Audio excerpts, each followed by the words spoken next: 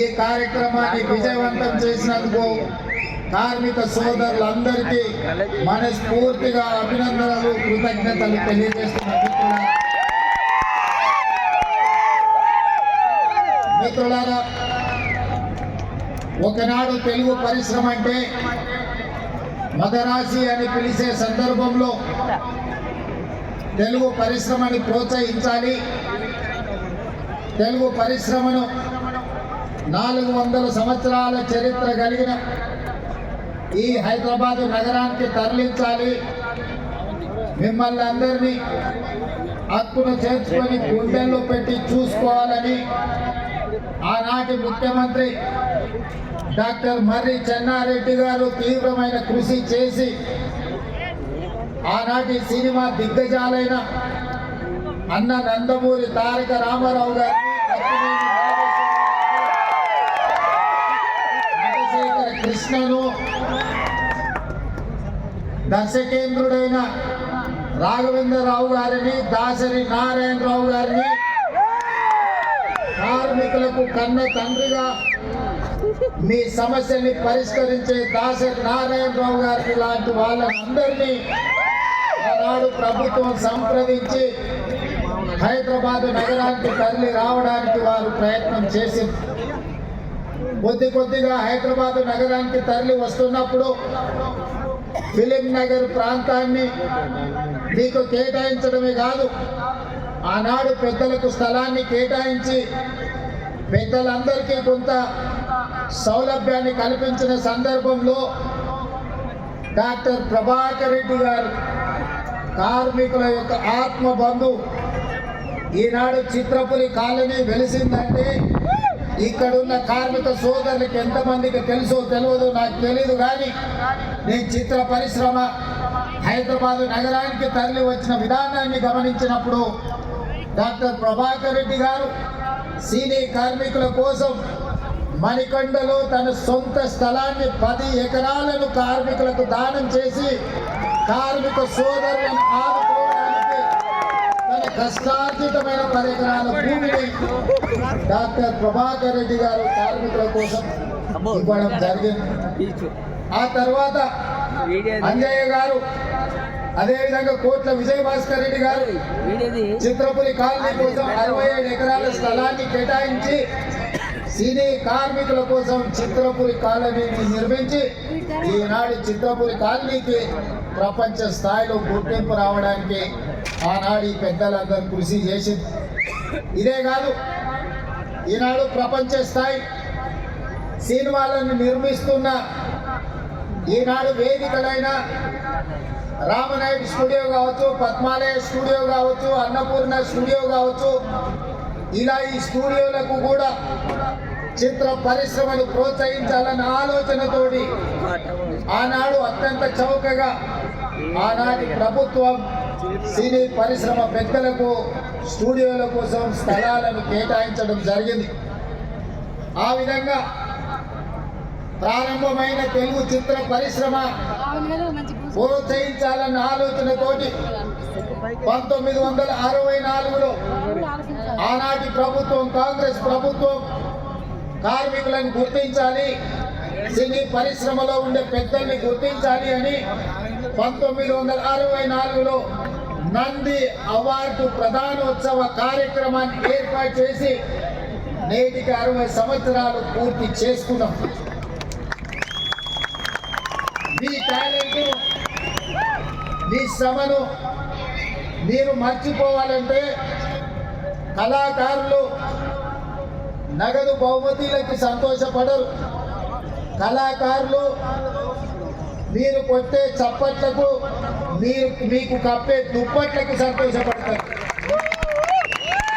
ఎంత సంపాదించమని కాదు, ప్రేక్షకులు మీ యొక్క ప్రయత్నాన్ని చూసి ప్రేక్షకులు కొట్టే చప్పట్లను, సన్మానం చేసే వాళ్ళు కప్పే దుప్పట్లను చూసి సినీ కార్మికులు సంతోషపడి వాళ్ళ కష్టాన్ని మర్చిపోయి రాత్రి పగళ్ళు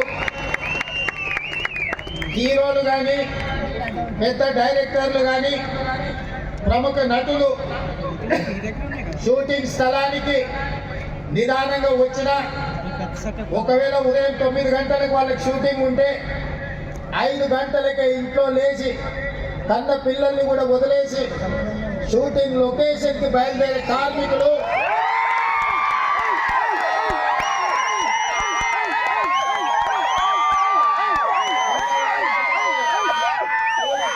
ముందే కన్న పిల్లల్ని చూసుకున్నా చూసుకోకపోయినా నిబద్ధతతో బాధ్యతతో చిత్ర పరిశ్రమకు అహర్నిశలు కృషి చేసి రాత్రి 9 గంటల వరకు షూటింగ్ ఉంటే 9 గంటలకు పని అయిపోయింది. గొప్ప కళాకారులు 9 గంటలకు షూటింగ్ ముగించుకొని వెళ్తే అన్ని సర్దుకొని మళ్ళీ ఇంటికి చేరే వరకు రాత్రి 12, 1 గంట.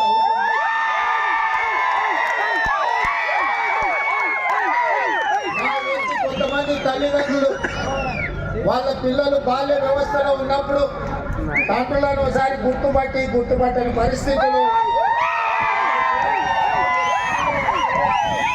వాళ్ళు నిద్రపోతున్నప్పుడు మీరు ఇంటికి వస్తుంటారు. మీ శ్రమ మీ కష్టం నాకు తెలుసు. మీరు పడుతున్న ఇబ్బందులు, ఈరోజు నాకు హోదా ఉండొచ్చు, దేవుడు గొప్ప అవకాశం ఇచ్చిండొచ్చు ముఖ్యమంత్రిగా, కానీ కార్మికుల యొక్క కష్టాలు తెలియనంతగా అధికారం నా కళ్ళు మూసుకుపోలేదు.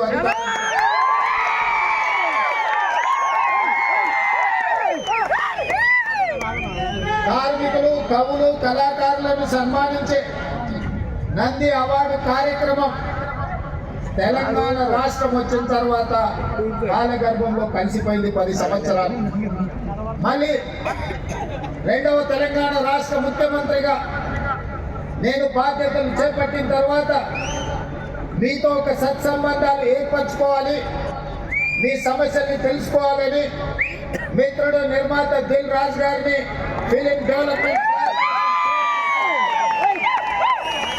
తను కూడా గ్రామీణ ప్రాంతం నుంచి కష్టపడి పైకి వచ్చినవాడు. కార్మికుల కష్టాలు తెలుసుకొని రాష్ట్ర ప్రభుత్వానికి వారధిగా ప్రయత్నం చేస్తాడు, వారధిగా ఉంటాడు అని వారిని నియమించడం జరిగింది. తెలుసుకొని ఆగిపోయిన నంది అవార్డుల కార్యక్రమాన్ని కార్మికులకు, కళాకారులకు ప్రజా యుద్ధ నౌక తండాలలో, గూడాలలో, మారుమూల పల్లెల్లో ఉండే పేదల కోసం జీవితం సర్వం త్యాగం చేసిన గద్దర్ అన్న పేరు మీద ఒక కళాకారుడి పేరు పెట్టి, ఒక పోరాట యోధుడు, ఒక విప్లవకారుడి పేరు పెట్టి 10 సంవత్సరాలు ఆగిపోయిన గద్దర్ ఫిల్మ్ అవార్డ్స్ ని గొప్పగా నిర్వహించడం ద్వారా ఈ దేశంలోనే పరిశ్రమకు ఆదర్శంగా నిలబడే ప్రయత్నం చేశాం. మిత్రులారా, ఆనాడు మీ శ్రమతో నంది అవార్డులు సాధించడమే గొప్ప అనుకున్నాం. కానీ మీ శ్రమ వల్ల హైదరాబాద్ నగరంలో విస్తరించిన తెలుగు సినీ పరిశ్రమ నంది అవార్డులు కాదు, ప్రపంచంలోనే గొప్ప అవార్డైన ఆస్కార్ అవార్డులకి ఈరోజు పొందింది. అంటే ఆ శ్రమలో డైరెక్టర్లు, నటులే కాదు, దాని వెనుక నిరంతర శ్రమ ఉన్న ఈ కార్మికుల యొక్క శ్రమ ఉన్నది. ఈ రక్తాన్ని చెమటగా మార్చి దారపోసి షూటింగ్ లో ఫైటర్స్ ప్రాణాలు వదులుకుంటే ఈనాడు ఆస్కార్ అవార్డులు రావడం జరిగింది. ఈనాడు తెర మీద మీరు కనిపించదు, 2.5 గంటలు తెర మీద కనిపించే రంగుల రాట్నం, దాని వెనకాల ఉన్న మీ కన్నీటి చరిత్ర ఉన్నది.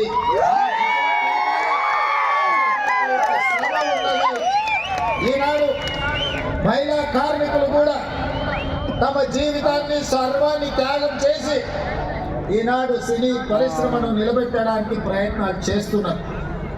అందుకే మిత్రులారా, మీ కష్టాన్ని తెలుసుకోవాలి, మీకు ప్రభుత్వం అండగా నిలబడాలి, మిమ్మల్ని వీలైనంత మేరకు ఆదుకోవాలి. తద్వారా తెలుగు పరిశ్రమ ఈనాడు టాలీవుడ్ గా కాదు, హాలీవుడ్ నుంచి కూడా ఇక్కడికి వచ్చి షూటింగ్లు జరగాలి. ఈ హైదరాబాద్ నగరం ప్రపంచ సినీ పరిశ్రమకు ఒక వేదిక కావాలన్నదే నా ఆలోచన. అందుకే ఆనాడు నేను చెప్పిన, మీరు వచ్చినప్పుడు సినీ పరిశ్రమను చిన్న చూపు చూసే సమస్యనే లేదు. ఈనాడు ప్రతివాడు నేను ఐటీ ప్రొఫెషనల్లను హైదరాబాద్ నగరానికి ఐటీ అడ్డాను ఫార్మాస్యూటికల్ ఇండస్ట్రీ అను ఏ విధంగా అయితే చర్చ జరుగుతుందో ఫిల్మ్ ఇండస్ట్రీ కూడా ఈ తెలంగాణ రాష్ట్రంలో ఐటీ పరిశ్రమ ఎట్లనో ఫార్మా ఇండస్ట్రీ ఎట్లనో మా రాష్ట్ర ప్రభుత్వం అంటే ఫిల్మ్ ఇండస్ట్రీ కూడా అంతే ప్రాధాన్యత అంతే అవకాశాలు ఇవ్వాలని ఈనాడు నిర్ణయించుకున్నాం. మనము తెలంగాణ రాష్ట్ర ప్రభుత్వం తెలంగాణ రైజింగ్ 2047 అని ఒక విజన్ డాక్యుమెంట్ ఈనాడు మనం తయారు చేస్తున్నాం. రాబోయే 100 సంవత్సరాలకి మన రాష్ట్రం ఏ విధంగా ఉండాలి, ప్రపంచ దేశాలతో ఏ విధంగా పోటీ పడాలి. ఈనాడు అప్పుడప్పుడు వాళ్ళు వీళ్ళు మాట్లాడుతుంటారు, మాకు బెంగళూరు, ముంబై, ఢిల్లీ పోటీ, లేకపోతే ఆంధ్రప్రదేశ్లో నిర్మించే అమరావతితో పోటీ అని. మిత్రులారా, మీరందరూ అండగా నిలబడండి. హాలీవుడ్ని ఇక్కడికి తెచ్చే బాధ్యత నాది. సింగపూర్, దుబాయ్లతో పోటీ పడే విధంగా మన సినీ పరిశ్రమ మిత్రులు విదేశాలలో షూటింగ్లు కాదు, అద్భుతమైన రామోజీ ఫిలిం సిటీలో హైదరాబాద్ నగరంలో ఇక్కడ షూటింగ్లు చేసుకునే విధంగా ఇంకా స్టూడియోలను కార్మికులను ప్రోత్సహించే బాధ్యత తెలంగాణ రాష్ట్ర ప్రభుత్వం తీసుకుంటుంది. అందుకే మిత్రులారా, ఈనాడు తెలంగాణ రైజింగ్ 2047లో మీకు ఏ విధంగా అయితే ఐటీ పరిశ్రమకు ఒక చాప్టర్, ఫార్మా ఇండస్ట్రీకి ఇంకొక చాప్టర్, ఎడ్యుకేషన్ ఎంప్లాయ్మెంట్కి ఒక చాప్టర్, హెల్త్కి ఒక చాప్టర్ ఎట్లయితే ఉందో ఫిల్మ్ ఇండస్ట్రీ కోసం కూడా ఒక చాప్టర్ పెడతాం. ఫిల్మ్ ఇండస్ట్రీ ఈనాడు కొత్తగా మనం నిర్మించుకోబోయే శంషాబాద్ ఎయిర్పోర్ట్ కూతవేటు దూరంలో 30,000 ఎకరాలలో భారత్ ఫ్యూచర్ సిటీని నిర్మించుకోబోతున్నాం. మనం ఏ విధంగా అయితే హైదరాబాద్ లో చిత్రపురి కాలనీ, ఫిలిం నగర్, కృష్ణానగర్ వెలిసినాయో ఖచ్చితంగా మీకు అందరికి భారత్ ఫ్యూచర్ సిటీలో మీ పాత్రను మీకు అవసరమైన ఈ అన్ని విధాలుగా ఆదుకొని అక్కడ మీరు ఉండే విధంగా చర్యలు చేపట్టానని చెప్పి ఈ సందర్భంగా మీకు అందరికీ ఈరోజు హెల్త్ ఇన్సూరెన్స్, డెత్ ఇన్సూరెన్సే కాదు, మా కార్మికులు ఆరోగ్య భద్రత పూర్తి స్థాయిలో తీసుకోవాలని, అనుకోకుండా ప్రమాదవశాత్తు ఎవరైనా మరణిస్తే ఆ కుటుంబాలను ఆదుకోవాలని. ఇదే కాదు, నేను ఈ వేదిక మీద నుంచి మా అధికారులకు సూచన ఆదేశాలు ఇస్తున్నా. ఈ కృష్ణానగర్ ప్రాంతంలో 3-4 ఎకరాల ప్రభుత్వ స్థలాన్ని చూడండి. తక్షణమే నర్సరీ నుంచి 12th క్లాస్ వరకు సినీ కార్మికుల యొక్క పిల్లలు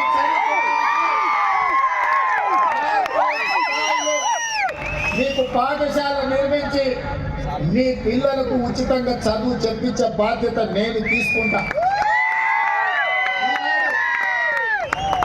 మీ శ్రమ, మీ త్యాగం, మీ కన్నీళ్లు మీ పిల్లల భవిష్యత్తు కోసం, ఆ పిల్లల భవిష్యత్తు కోసం ఉదయమే బ్రేక్ఫాస్ట్, మధ్యాహ్నం మంచి లంచ్ పెట్టే బాధ్యత కూడా నేనే తీసుకుంటా.